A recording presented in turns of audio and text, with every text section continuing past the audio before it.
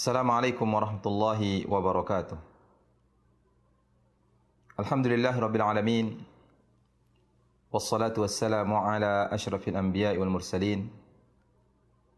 Nabiyina Muhammadin wa ala alihi wa sahbihi ajma'in, amma ba'du. Kaum muslimin yang dirahmati Allah Subhanahu wa taala. Pertama-tama marilah kita bersyukur kepada Allah. Kita memuji Allah Subhanahu wa taala atas nikmat yang begitu banyak yang diberikan kepada kita, sehingga kita dapat melanjutkan kembali pembahasan kita dari kitab Al-Qawaidul Jami'ah ala Kitab At-Tauhid yang disusun oleh Syekh Ahmad bin Aqil Al-Anzi hafizahullah ta'ala. Semoga apa yang kita bahas bermanfaat bagi kita semua dan dapat kita amalkan dalam kehidupan kita sehari-hari. Kemudian salawat serta salam kepada baginda Rasulullah sallallahu alaihi wasallam beserta para keluarga-keluarganya dan sahabat-sahabatnya serta orang-orang yang selalu istiqamah mengikuti sunnah beliau hingga hari kiamat. Kaum muslimin yang dirahmati Allah Subhanahu wa taala, pada pembahasan kali ini kita akan melanjutkan kepada kaidah yang ke-10, yaitu kullu ruqyatin khalat minasyirki wal bid'ati fahiya jaizatun wa kullu ruqyatin ishtamalat 'ala syirki wal bid'ati fahiya mamnu'atun. Arti kaidah ini adalah semua jampi, semua ruqyah yang bersih dari kesyirikan dan kebid'ahan, maka dia boleh. Dan semua jampi atau ruqyah yang mengandung kesyirikan dan kebid'ahan, maka ia terlarang. Disebutkan di sini ar-ruqyatu minha ma huwa murakhasun fihi wa minha ma huwa manhiyun anhu. Ruqyah itu, jampi itu, di antaranya adalah ada yang diringankan, artinya dibolehkan. Ada jampi yang dibolehkan. Dan juga ada jampi yang dilarang.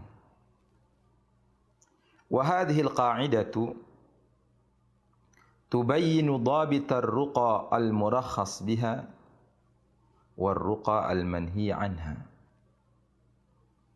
Maka kaidah ini menjelaskan kepada kita dhabit, suatu kaidah, suatu standar yang mana ruqyah itu bisa menjadi boleh dan ruqyah itu bisa menjadi terlarang. Ini adalah kaidah yang sangat penting untuk kita pahami bersama, bahwasanya menjampi atau meruqyah itu ada yang boleh, ada juga yang dilarang. Allah Subhanahu wa taala berfirman, "Wa nunazzilu minal Qur'an ma huwa shifaa'un wa rahmatun lil mu'minin wa la yazidu dhalimina illa khasara." Allah Subhanahu wa taala berfirman, dan kami turunkan dari Al-Qur'an ini ma huwa shifa', yang mana ia sebagai penawar. Al-Quran ini sebagai penawar. Wa rahmatun lil mu'minin, dan rahmat bagi orang-orang yang beriman. Wa la yazidul zalimina illa khasara, dan tidak bertambah kepada orang-orang yang zalim kecuali kerugian. Kemudian dalam hadis Nabi sallallahu alaihi wasallam yang diriwayatkan oleh Imam Muslim dari sahabat yang mulia Auf bin Malik Al-Ashja'i radhiyallahu anhu mengatakan, "Kunna narqi fil jahiliyah." Dulu di masa jahiliyah kami menjampi. kami mengobati. Faqulna, maka kami katakan kepada Nabi sallallahu alaihi wasallam, ya Rasulullah, kaifa tara fi dzalik? Wahai Rasulullah, bagaimana pendapat engkau tentang hal tersebut? Bagaimana engkau melihat, apakah boleh atau tidak tentang jampi yang kami lakukan di masa jahiliyah?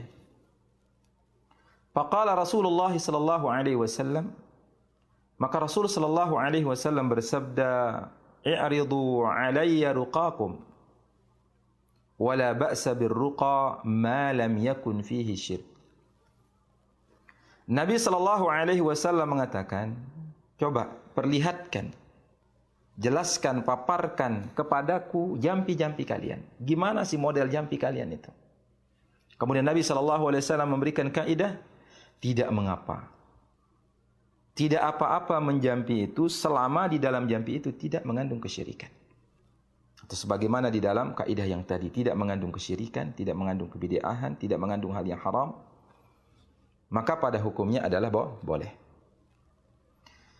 Begitu juga hadis dari sahabat yang mulia Ibnu Mas'ud radhiyallahu anhu mengatakan, sami'tu an-nabiy sallallahu alaihi wasallam yaqul, aku mendengar Rasul sallallahu alaihi wasallam bersabda, innar ruqa wat tamaima wat tiwalata syirkun.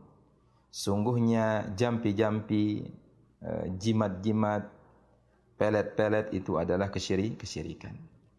Artinya apa? Artinya di sini dijelaskan ada jampi yang mengandung kesyirikan. Di hadis Auf bin Malik al-Ashja'i menunjukkan, coba perlihatkan dulu bagaimana model dari jampi kalian. Nabi mengatakan tidak mengapa. Tidak mengapa menjampi selama tidak mengandung kesyirikan. Kaum muslimin yang dirahmati Allah Subhanahu wa taala, dari hadis yang kita baca ini, hadis yang diriwayatkan oleh Imam Muslim, begitu juga hadis Ibnu Mas'ud yang diriwayatkan oleh Imam Ahmad dan Abu Daud, menjelaskan kepada kita bahwasanya di sana ada jampi yang boleh, ada jampi yang tidak boleh.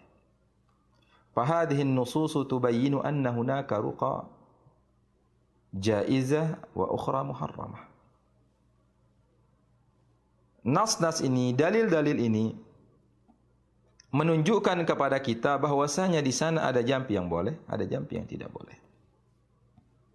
Maka di sini kaum muslimin yang dirahmati Allah Subhanahu wa taala, ada beberapa catatan yang perlu diperhatikan. Ruqa itu adalah kata jamak, yang kata tunggalnya adalah ruqyah. Ia adalah ta'widhatun lati yuqra' biha 'alal marid. Itu bacaan-bacaan yang dibacakan kepada orang yang sakit, fayushfa biidznillah subhanahu wa ta'ala. Maka dia mendapatkan kesembuhan dengan izin Allah Subhanahu wa taala. Artinya ruqyah ini adalah bagian dari ikhtiar, bagian dari usaha, yang mana kesembuhan itu tetap milik Allah Subhanahu wa taala. Kesembuhan itu hanya datang dari Allah Azza wa Jalla. Sehingga ada orang yang dijampi, alhamdulillah dia mendapatkan kesembuhan. Ada juga orang yang dijampi tidak mendapatkan kesembuhan. Karena kesembuhan ini hanya milik Allah. Sebagaimana obat. Obat ini adalah bagian dari ikhtiar. Bagian dari usaha. Ada orang minum obat, alhamdulillah dengan izin Allah Subhanahu wa taala dia mendapatkan kesembuhan. Ada orang yang minum obat, dia tidak mendapatkan kesembuhan. Begitu juga ada orang tidak minum obat, dia mendapatkan kesembuhan. Ada orang banyak minum obat, tidak mendapatkan kesembuhan. Ini semuanya adalah izin Allah Subhanahu wa taala. Kemudian ar-ruqyatu ala qismaini, bahwasanya jampi itu terbagi menjadi dua. Yang pertama adalah ruqyatun syar'iyyah, yaitu ruqyah yang syar'i, ruqyah yang boleh, wahiya allati taqunu bil Qur'an wal ad'iyati al ma'thurati. Ruqyah yang masyru'ah, ruqyah yang disyariatkan, ruqyah yang dibolehkan adalah ruqyah menggunakan Al-Quran atau menggunakan doa-doa yang datang dari Rasulullah sallallahu alaihi wasallam. Yang mana di doa-doa tersebut wa kanat khaliyatun atau khaliyatan minasyirki wal bid'ah. Yang mana jampi-jampi tersebut, ruqyah-ruqyah tersebut sudah jelas bersih dari kesyirikan dan kebid'ahan, fahadhihi jaizatun. Maka ini boleh. Yang kedua adalah ruqyatun syirkiyah, yaitu ruqyah yang mengandung kesyirikan. Wahya makanat mustamilatan ala syirki, yaitu ruqyah yang mengandung kesyirikan. Seperti apa misalnya ruqyah jampi yang mengandung kesyirikan? Kadu'a'i ghairillah, seperti berdoa kepada selain Allah Subhanahu wa taala, meminta kepada jin, meminta kepada pohon, meminta kepada mata air, kepada orang yang sudah meninggal. Begitu juga wal isti'anatu bisyayatin wat taqarrubi lahum, dan meminta tolong kepada syaitan, kerja sama dengan syaitan, atau taqarrub, memberikan sesuatu kepada syaitan supaya mendapatkan kesembuhan. Wa hadhihi minasyirki, ini termasuk bagian dari kesyirikan. Karena kesembuhan itu kita tidak minta kecuali hanya kepada Allah Subhanahu wa taala. Kaum muslimin yang dirahmati Allah Subhanahu wa taala, nas-nas yang di dalamnya ada larangan untuk menjampi, maksudnya adalah jampi yang mengandung kesyirikan, jampi yang mengandung kebid'ahan atau mengandung hal yang haram. Sebagaimana sabda Rasulullah sallallahu alaihi wasallam yang kita baca tadi, innar ruqa wat tamaima wat tiwalata syirkun, sesungguhnya ruqa, jampi-jampi, jimat-jimat, pelet-pelet, semuanya adalah kesyirikan. Artinya jampi-jampi yang merupakan kesyirikan adalah jampi yang mengandung kesyirikan. Sehingga yushtaratu li sihhatir ruqyah asyurutut taliyah, disyaratkan supaya jampi itu menjadi benar, artinya menjadi boleh, tidak terlarang, ada syarat-syarat yang harus terpenuhi. Yang pertama adalah an takuna bi kalamillahi wal ad'iyatil ma'thurah. Ini yang pertama. Yang pertama adalah jampi dengan menggunakan kalamullah, jampi dengan menggunakan Al-Quran, dan menggunakan doa-doa yang ma'thurah, doa-doa yang datang dari Nabi sallallahu alaihi wasallam. Banyak sekali doa-doa yang datang dari Nabi sallallahu alaihi wasallam yang mengajarkan kepada kita ruqyah. Ada yang Allahumma rabban nas adhibil ba's, atau kita sebut nama orang Allahumma shfi, misalnya namanya Ahmad, Allahumma shfi Ahmad, Allahumma shfi Ahmad. Atau kita baca bismillah, bismillah, bismillah, as'alullahal azim rabbal arsyil azim an yashfiyaka, dan lain sebagainya dari jampi-jampi yang ada nas, ada dalil dari Quran maupun dari sunnah Nabi sallallahu alaihi wasallam. Kalau Al-Quran kita bacakan dia surah Al-Baqarah misalnya, bacakan dia surat-surat apa, atau ayat kursi, atau Al-Ikhlas, Al-Falaq, atau apa saja. Karena di antara keutamaan Al-Quran adalah syifa, wa nunazzilu minal Qur'ani ma huwa syifa. Kemudian yang kedua adalah an takuna bi kalamin yu'rafu ma'nahu. Yang kedua adalah jampi menggunakan kalimat, menggunakan kata yang dipahami, yang diketahui maknanya. Mau kita pakai bahasa Indonesia atau pakai bahasa apa saja. Kita menjenguk teman kita yang sakit, saudara kita yang sakit, keluarga kita, tetangga kita yang sakit. Kita mungkin tidak hafal ayat, tidak hafal doa menjampi dari Nabi sallallahu alaihi wasallam, kita pakai bahasa kita. Kita doakan dia. Semoga Allah memberikan kamu kesembuhan. Semoga Allah meringankan sakitmu. Semoga Allah mengangkat penyakitmu. Dan lain sebagainya dari doa-doa dan permohonan kita kepada Allah Subhanahu wa taala supaya memberikan kesembuhan kepadanya. Hatta la yakuna mustamilan 'ala syirki wal bid'ah. Kenapa harus diketahui maknanya? Supaya kita tahu apakah kalimat yang diucapkan tersebut mengandung kesyirikan atau kebid'ahan. Ada orang yang menjampi menggunakan mantra-mantra tidak dipahami ini kalimat apa ini. Atau dia qomat kamit atau apalah yang dia baca. Karena apa yang dia baca itu bisa menentukan hukum. Artinya apakah dia boleh atau tidak. Ketika yang dibaca adalah kalamullah, ketika yang dibaca adalah hadis-hadis Nabi sallallahu alaihi wasallam, ketika yang diucapkan adalah kalimat-kalimat yang dipahami, mengandung permohonan dan permintaan kepada Allah supaya memberikan kesembuhan kepada orang yang sakit, maka menjadi boleh. Karena bisa jadi kalimat yang diungkapkan adalah permintaan kepada selain Allah, permohonan kepada selain Allah. Kalimat-kalimat atau mantra-mantra untuk memanggil jin, meminta tolong kepada jin, kepada syaitan. Itu bisa mengandung kesyirikan. Yang ketiga adalah adamul i'timadi 'alaiha. Lianna al-i'timada 'alaiha syirkun wal i'timadu yakunu 'ala Allah wahdah. Yang ketiga adalah jangan kita bersandar kepada ruqyah ini. Artinya kita meyakini bahwasanya ruqyah inilah yang menyembuhkan. Tidak.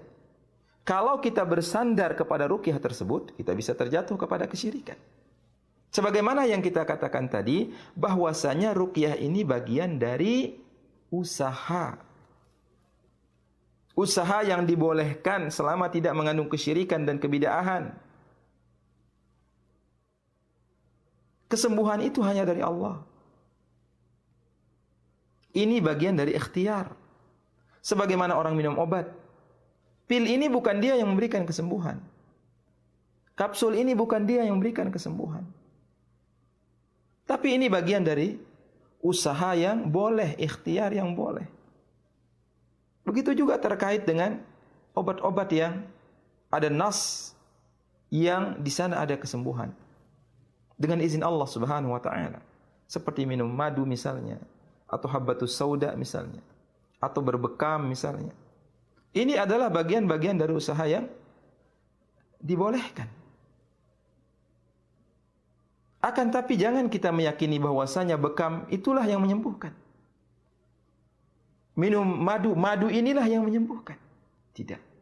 Yang menyembuhkan hanya Allah Subhanahu wa taala. Wal i'timadu yakunu 'ala Allah wahdah, dan kita menggantungkan meminta kesembuhan tersebut hanya kepada Allah semata. Tidak kepada yang lain. Maka Al-Hafidh Al-Imam Ibnu Hajar Al-Asqalani rahimahullahu taala mengatakan di dalam Fathul Barinya, wa qad ajma'al ulama'u 'ala jawazir ruqa inda ijtima'i thalathati syurut. Perhatikan hal ini. Dan telah ijma', sepakat, tidak ada perselisihan. Telah sepakat para ulama, telah ijma', bahkan bahasanya adalah ijma'. Telah ijma' para ulama akan bolehnya menjampi ketika terkumpulnya 3 syarat ini. Artinya kalau 3 syarat ini terkumpulkan, maka ruqyah tersebut, jampi tersebut boleh. Dan itu ijma', tidak ada perselisihan. Sebagaimana yang kita sebutkan tadi. Yang pertama adalah ayyakuna bi kalamillahi ta'ala au bi asma'ihi wa sifatih. Yang pertama adalah jampi itu kita menggunakan Al-Quran, kita menggunakan kalamullah, kita membaca asma'ullah, nama-nama Allah, dan sifat-sifat Allah Subhanahu wa ta'ala. Seperti orang baca Bismillahirrahmanirrahim, dengan menyebut namamu ya Allah, yang Maha Pengasih lagi Maha Penyayang. Jadi ini pertama, kita menggunakan kalamullah azza wa jalla, nama-nama Allah dan sifat-sifat Allah. Yang kedua adalah wabil lisanil arabi au bima yu'rafu ma'nahu min ghairihi, yaitu kita menjampi dengan menggunakan bahasa Arab atau bahasa yang lain Tapi dengan catatan diketahui maknanya, dipahami. Mungkin pakai bahasa Indonesia, pakai bahasa Inggris, atau pakai bahasa Sasak yang di Lombok, atau pakai bahasa Jawa yang di Jawa, dan lain sebagainya. Artinya kalimat yang digunakan adalah kalimat yang dipahami, diketahui maksudnya, mengandung permohonan kepada Allah supaya memberikan kesembuhan kepada saudara kita yang sakit.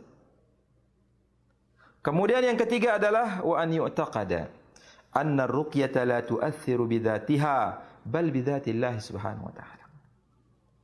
Yang ketiga adalah hendaknya kita meyakini bahwasanya jampi itu bukan dirinya sendiri yang memberikan pengaruh, tapi yang memberikan pengaruh hanya Allah subhanahu wa ta'ala. Kemudian kaum muslimin yang dirahmati Allah subhanahu wa ta'ala, yang perlu diperhatikan kembali, man i'taqada anna ar-ruqyata aw ar-raqi mu'aththirun bidzatihi faqad waqa'a fi syirkil akbaril mukhrij min millatil Islam. Barang siapa yang meyakini bahwasanya jampi itu atau orang yang menjampi yang memberikan pengaruh dengan dirinya, artinya jampi itulah yang memberikan kesembuhan, orang yang menjampi itulah yang memberikan kesembuhan, maka bisa jadi ia terjatuh kepada syirkun akbar. Karena kesembuhan itu hanya milik Allah. Ketika kita meyakini sesuatu yang menjadi kekhususan bagi Allah, ada orang yang bisa, yang memilikinya selain Allah, kita terjatuh kepada syirkun akbar. Bisa terjatuh kepada syirik besar yang bisa jadi mengeluarkan dia dari Islam.